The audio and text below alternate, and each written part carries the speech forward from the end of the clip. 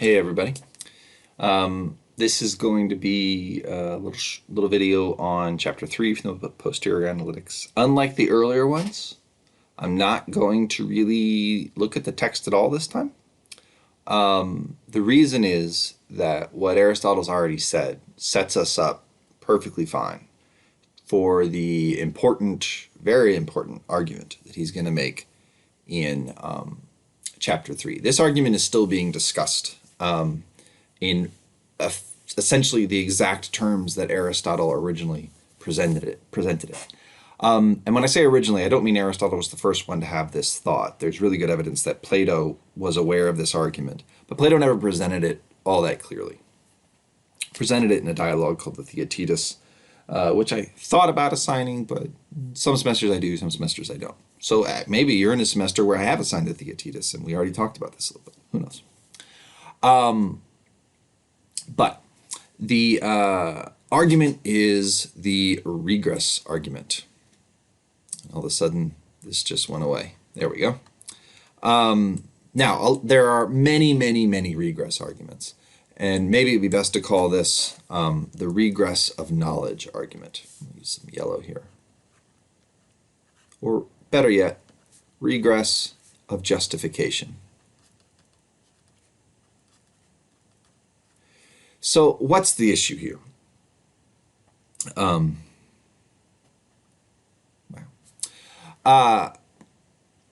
issue is that if you look at these conditions that Aristotle placed on demonstration, demonstrations are deductions that have true premises, and the premises are better known than the conclusion.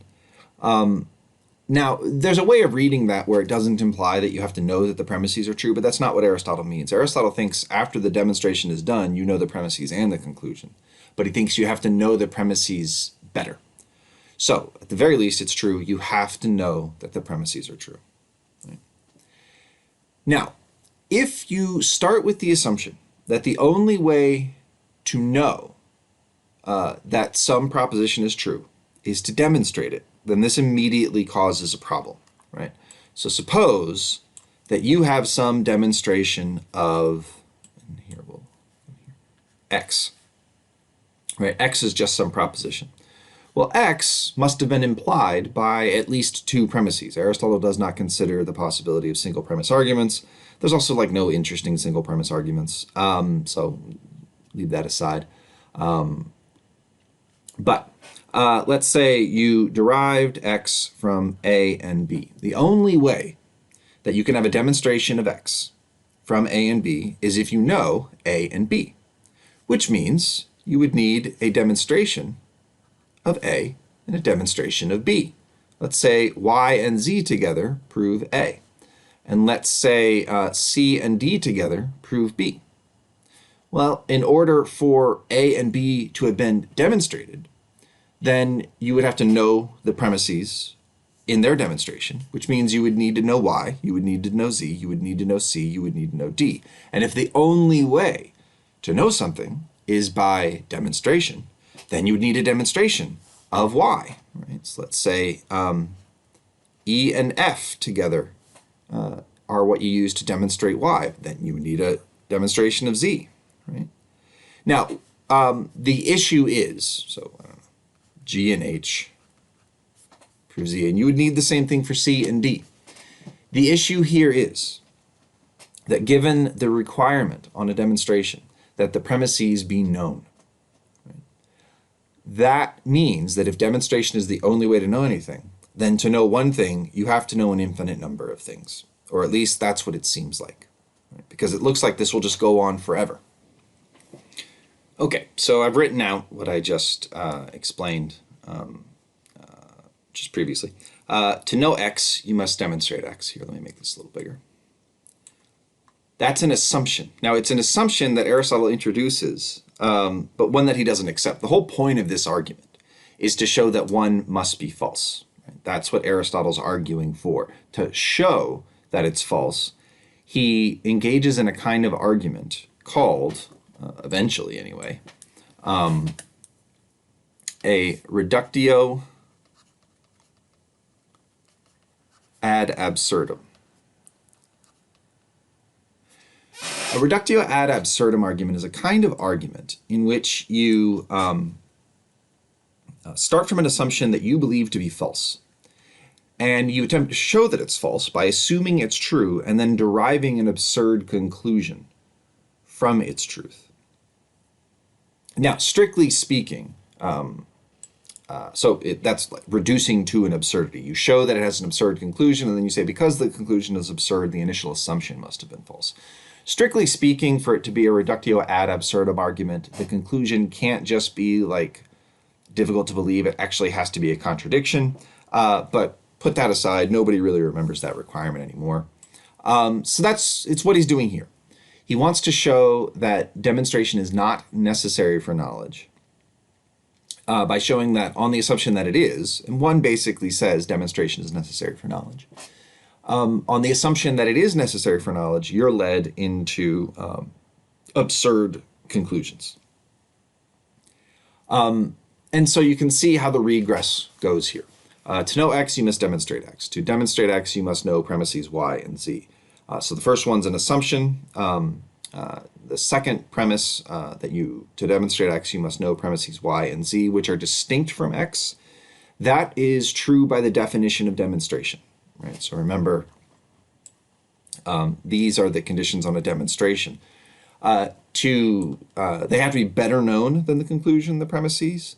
They have to be prior to the conclusion, explanatory of the conclusion. It's these three conditions that really generate the argument, because that's what implies that the premise, or that among other things, implies that the premises have to be distinct from the conclusion, right? X can't be one of the premises for X, otherwise it wouldn't be better known than X, right? X can't be better known than X.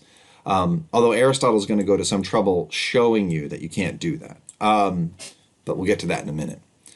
So that's true by definition. 3, to know Y and Z, you must demonstrate Y and Z. That's true according to 1, right? The assumption 1 tells you, when applied to this situation where you have Y and Z, that to know them, you must demonstrate them. To demonstrate Y, you must know premises A and B distinct from Y. That's, again, just true by definition. So, and you can see how this is going to proceed, right? To know A and B, you must demonstrate A and B. That's going to be true by 1. The definition of demonstration, plus this assumption that demonstration is necessary for knowledge, together are all you need, Aristotle thinks, to generate this, this regress. Now, in any regress argument, in any argument that says, all right, we've got some conditions here and it seems to go on to infinity, one thing you can always do, or one thing that some people always try to do, is to just accept the infinity, right? To say, okay, so in order to know X, we would have to know an infinite number of other things. Fine. Then for anything we know an infinite number of other things. Aristotle never thought the infinitist, as we'll call it, response to regress arguments. And he uses regress arguments a lot. He uses regress arguments to prove that God exists. He uses regress arguments all over the place. He never says or never accepts that the infinitist response is appropriate. And there's one really big reason for this, and that's that Aristotle thought there could never be any such thing as an actual infinity. Right. So what I mean by an actual infinity, he believed there could be hypothetical or potential infinities. Hypothetical is not really the right word. Potential infinities. To show you what I mean, think of an infinitely long process, right? So let's say, let's pretend that the universe is going to last forever, right? And it's not going to be ripped apart by dark energy or whatever that is. And suppose you have some process that every second, right, leads to an atom being shot out of some star, right? So let's say there's some big star, or there's a black hole, rather. Make it a black hole. There's a black hole, and every second, an atom or a subatomic particle, let's say, actually, an electron is shot out of that black hole. Right? And this happens by clockwork. Right? And the black hole's constantly taking in new matter, so it's never going to stop. At some point, this black hole started, this infinite process. Now, Aristotle's comfortable with the idea that this is an infinite process, that it will go on forever. It'll never stop. But he'll just make the point that at any particular time, at any actual moment, only a finite number of electrons have been emitted from this black hole. There's the first electron to be emitted, and then there's the second, and then there's the third, and then there's the fourth. And as many natural numbers as there are, which is an infinite number, there's an infinite amount of natural numbers. As many natural numbers as there are, there will be that many electrons emitted from this black hole. But at any particular moment, it will be a particular finite number, right? If you wait 30 seconds, well, it'll be the 30th electron. If you wait 60 seconds, it'll be the 60th electron. And no matter how many seconds you've waited, there'll be some finite number of electrons that have been emitted. It's a infinitely long process, but at no particular point will there ever be an infinite number of atoms having been emitted.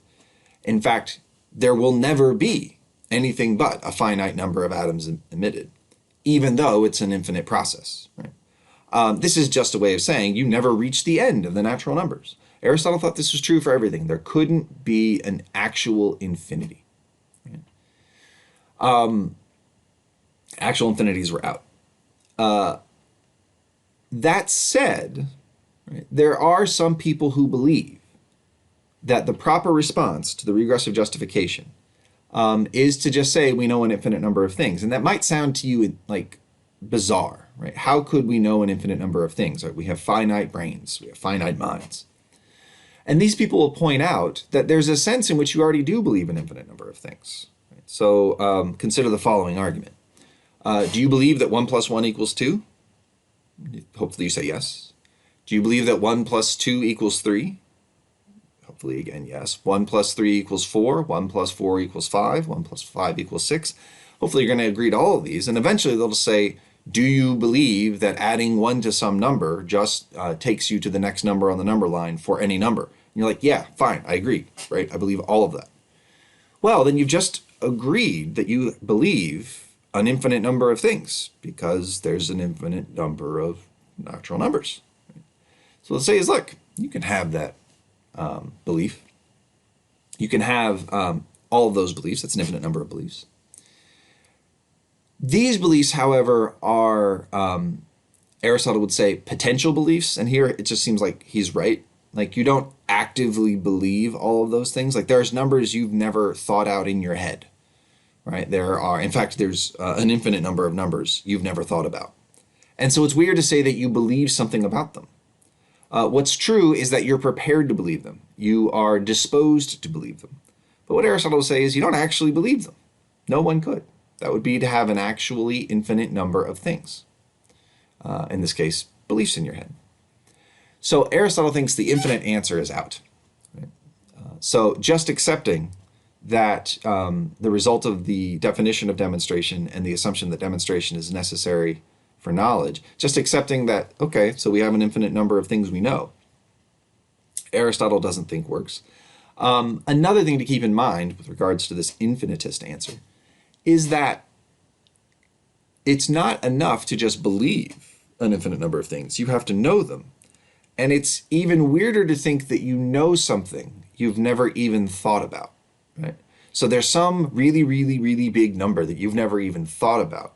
And while it's true that you're disposed to give the correct answer to a math problem that involves adding 1 to that number, it's weird to think that you know that already, given that you've never thought about it once. Like, how could something that you've never even thought of be known to you? There are people who will say you can, but to follow this line of thought would take us into some really deep waters, and all I really want to do here is introduce the position. There is a position out there that says that demonstration or proof is required to know anything. And as a result, we know an infinite number of things. Right?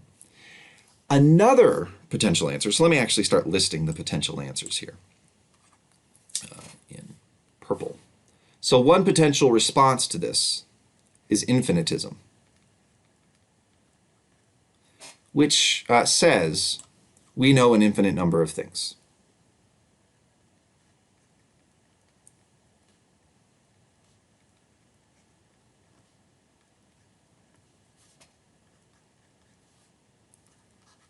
yes, this symbol used to mean more than just let me get your attention on Twitter.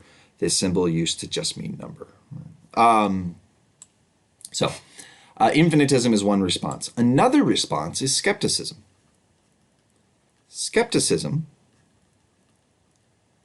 is just the view that we don't know anything. That's another way to respond to this argument. If demonstration is necessary for knowledge, but the definition of demonstration means that in order to know anything, you would have to know an infinite number of things, you could just respond like, okay, so we don't know anything. That's another way to respond to this argument. A third kind of response, one that Aristotle spends quite a deal of time on in the chapter, is to basically deny that the premises have to be distinct from the conclusion, or at least deny that they have to be in the long run, right? So you might be tempted to say, okay, to demonstrate X, you can't have X as one of your premises. The premises have to be distinct claims. That seems fair. Because, of course, it's not much of an argument to say, X, therefore X. Like if I say, well, I'm the smartest man alive. And you're like, well, prove it. And I say, well, I'm the smartest man alive. Therefore, I'm the smartest man alive. I mean, I've given you a deductively valid proof, but you might be less than impressed. You might think, well, that doesn't prove anything. And of course, that is ruled out by the definition of demonstration, right? Whether it's true or false that I'm the smartest man alive. It's certainly not prior, like the fact that I'm the smartest man alive wouldn't be prior to the fact that I'm the smartest man alive. It wouldn't explain the fact that I'm the smartest man alive, nor would it be better known than the fact that I'm the smartest man alive. And if you're thinking he just picked this example so he could say the fact that I'm the smartest man alive, you're right about that. But some people would say, what about this second time we do it? What about this second time we say that the premises have to be distinct from Y? Why couldn't X just be in here? Right? Why couldn't we say X and B? Right? X is distinct from Y. This would be to argue in a circle. And so one thing you could do to avoid infinitism or skepticism is to allow circular reasoning. So we'll say circularity. Circularity says we have a finite amount of knowledge, or let's say we know a finite number of things.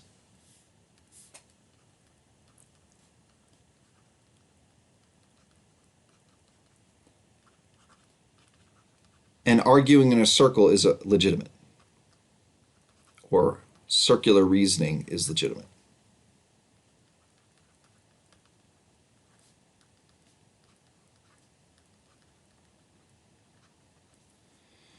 Okay, so this would be to just say you can have arguments of the following kind.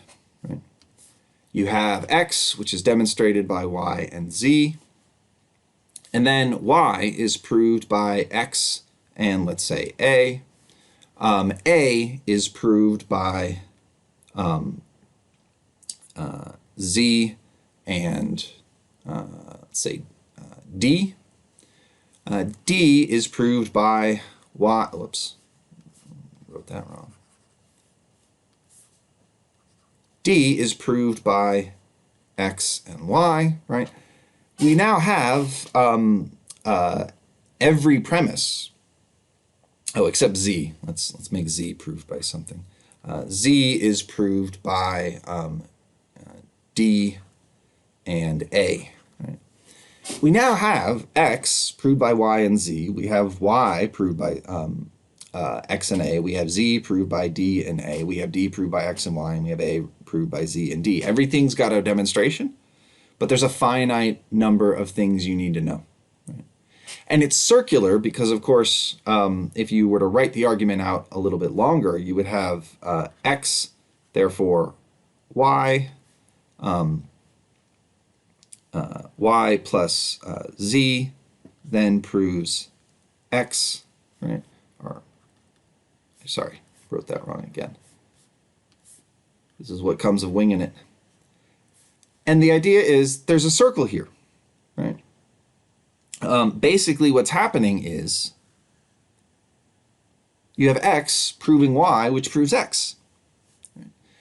So that's what circularity, the circular position, says. And Aristotle spends a great deal of time arguing against it. I think the most powerful argument he has against it is it seems like if you allow circular reasoning, then you can prove anything.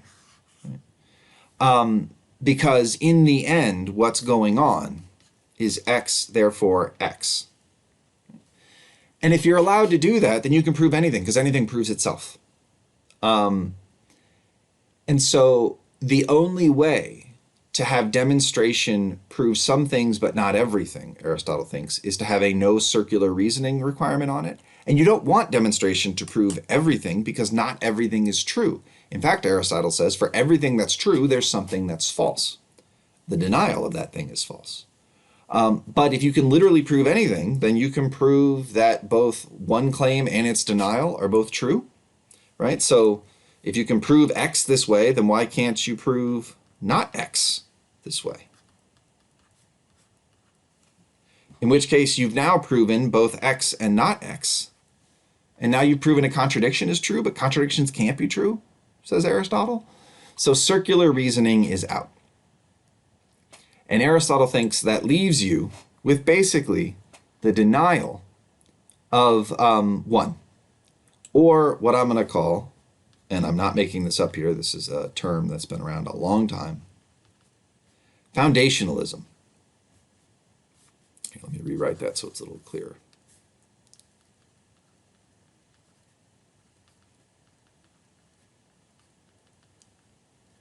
And to explain what I mean about foundationalism, I want to make the point that this problem has a wider application than just to Aristotle's views about demonstration.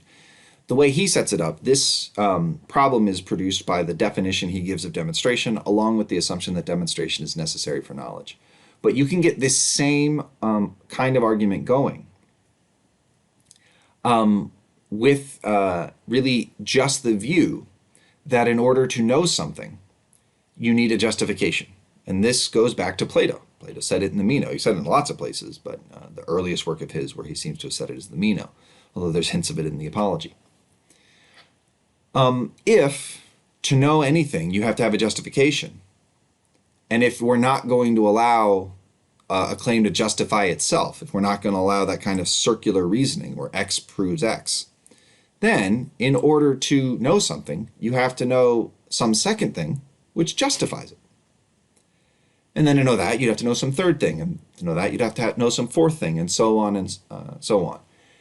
Just the idea that knowledge requires justification, along with the view that in order for A to justify B, right? So if A justifies B, if you think that to know B, you have to have something else, A, justifying it. And if you think that in order for A to justify B, you have to know A, right, that by itself produces this regress. Now, you could say, well, no, one thing can justify another without you knowing it, right? But that would be ruled out for Aristotle by definition. It's worth keeping in mind, though, that that's among the possibilities here. Justification, let's say, without knowledge. This would just be a position that says we can know things. We can know propositions are true. And while it's the case that those propositions have to be justified, we don't have to know the justification. Right? This position is one that people today believe, some people, not most people. But it does make a bit of sense. It does seem like there are things you can know even if you don't know why they're true, right? There's all sorts of things that I claim to know about science, but I don't know why they're true, right? I think that there's justifications, but I don't know what the justifications are. Now, that gets into a complicated issue that we're not going to be able to get into in this class about, how we know things because other people told us. Because what's going on in the science case is I read about some scientific result in a book, and the book didn't explain the real evidence for it because I'm not smart enough to get it, because I'm sadly not the smartest man alive. So like when I read some stuff about quantum mechanics, I don't really know what makes those claims about quantum mechanics true. I just know that some scientists told me it was true. And there's an issue there about knowledge by testimony, which we're not going to be able to get into, but it's just something to keep in mind. Maybe the way to deal with this is to say that while it's true that everything needs to be demonstrated, in order for me to know the results of the demonstration, I don't have to know that the demonstration is true. Just realize that this runs completely against Plato and Aristotle's whole project. Right? They don't think you can say that, well, I know it because there is a justification, even though I don't know what the justification is. They're like, no, no, no, no. For you to know it, you have to know why it's true. So back to foundationalism. The fact that saying that knowledge requires justification seems to generate this argument, this regress argument, has led some people to say most things you know, you have to have a justification for. A justification distinct from the thing you know, right? So for any claim X, you have to have something that justifies it Y, and Y has to be distinct from X. But that at a certain point, this has to run out. There have to be some claims which you don't need another claim to justify. So foundationalism is the view that some propositions can be known without justification by other propositions.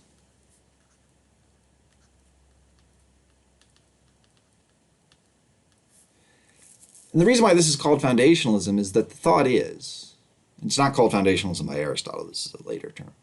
The thought is that all your knowledge is based on these kinds of propositions, the ones that don't require another proposition to justify them. So that it looks like this. Let's say you wanted to prove X, right? So we've got X here. And as following the example I've been using, X was justified by Y. And Y was justified by A, right? And A was justified by B. But B, let's say, is something you know that B is true, but B doesn't require another proposition to prove it. Well, what that means is B is where it stops. B is where the justification for X terminates. B could presumably also prove other things. It could prove C. C could prove Z. Z could prove G, right? B could prove E. F, right? And as you can see, B is in some sense forming the foundation of all this other knowledge. B is the bedrock upon which all our knowledge depends. What Aristotle's arguing is that there has to be something like that, only he's using the language of demonstration. There have to be some things you know that you haven't demonstrated. It has to be possible to know some things without being able to prove them, in other words, by demonstration. He's not going to say you don't need any evidence at all. He's just going to say this evidence can't take the form of another proposition that you derived it from. It has to take some other form.